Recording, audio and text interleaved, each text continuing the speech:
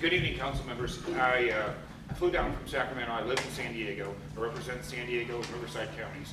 And I came down here because in 2007, I divested our public pensions from the Islamic Republic of Iran. We had $24 billion tied up in Iran with public's money. And that led to a national movement. 30 states followed suit, including the District of Columbia, and the federal government has gone on and done the exact same thing.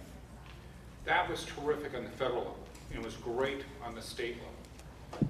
But you're on the forefronts, and here we are on the eve of September 11th. And on September 11th, it was ordinary citizens stepping up, doing extraordinary things when our country was in crisis. It was on Flight 93 that we heard that famous line, "Let's roll." And they tried to take back the plane because they knew it was headed for DC. And of course, that led to their demise. Today, you have item number 9 and number 10. And I'm just asking that you take into consideration the importance of sending a clear signal from every level of government, not just from the federal level or the state level, but from local government, where you're closest to the people, that we will not tolerate terrorism on any level, whether it's funding terrorism or whether it's advertising terrorism. And that's what I'm here, and that's why I came so far to be here with you, because I think this issue is of such critical matter, and it's your decision today. You're going to be that tipping point of what kind of community. And I just listened to the previous speakers, and you're clearly engaged on crime, you're clearly engaged on helping the homeless, you're clearly engaged in all these issues. Let's not allow terrorism to raise its ugly head here or in any other community. And, you know, there's lots of local councils that aren't addressing this issue, but should be addressing this issue. So what you do today and how you handle this issue may change the way every community in California handles it. So I'm here, and I'm happy to answer any questions, but that's why I came down, because I just think this is of paramount importance. While it may seem as simple as a sign ordinance, it goes much deeper. So with that, thank you very much. It's a pleasure to serve you in Sacramento. And I'll do one quick shout out to my friend Ted Liu. Ted and I, that privacy bill that she spoke of was SB 828. Ted and I joint authored that bill. It was a phenomenal bill holding the NSA in its place. But we're going to address in last few months, they're going to change. They change many different signs, add new signs to the buildings illegally. What the signs represent as a representative of the Islamic Republic Embassy in Washington, D.C., and which is not exist, because we don't have any diplomatic tie with the Islamic Republic in last 35 years.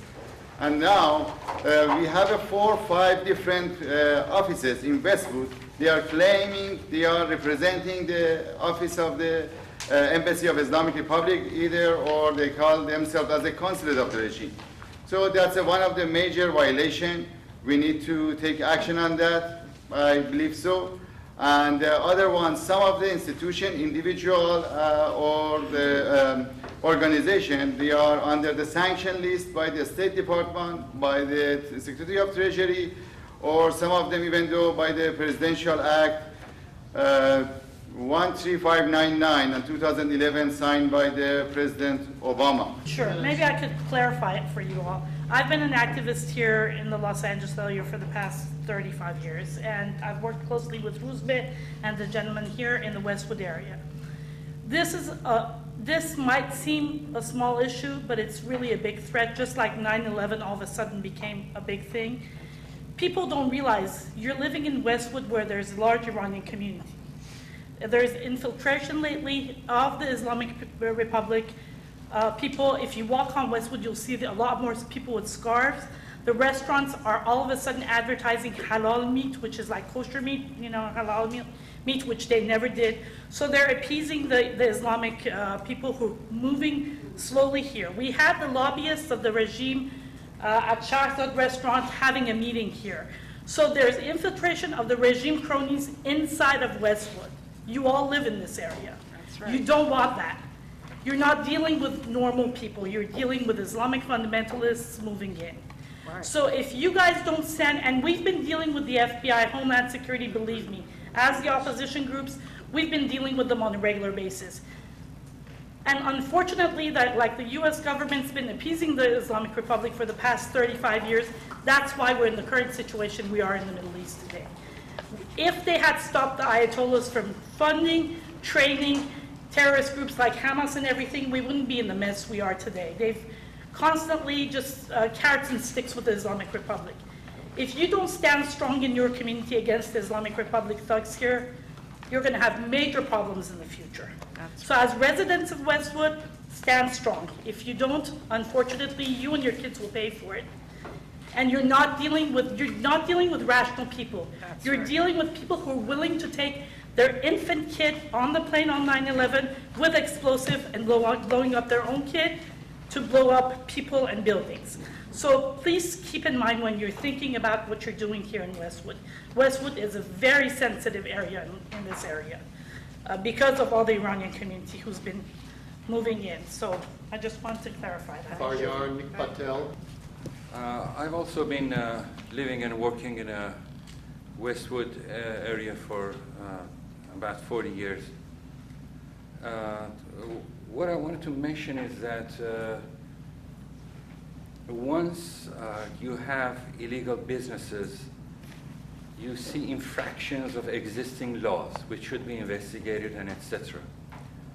However, once you have consular functions, usually it involves relations with governmental centers of the Islamic Republic, wherever they may be, inside US or outside.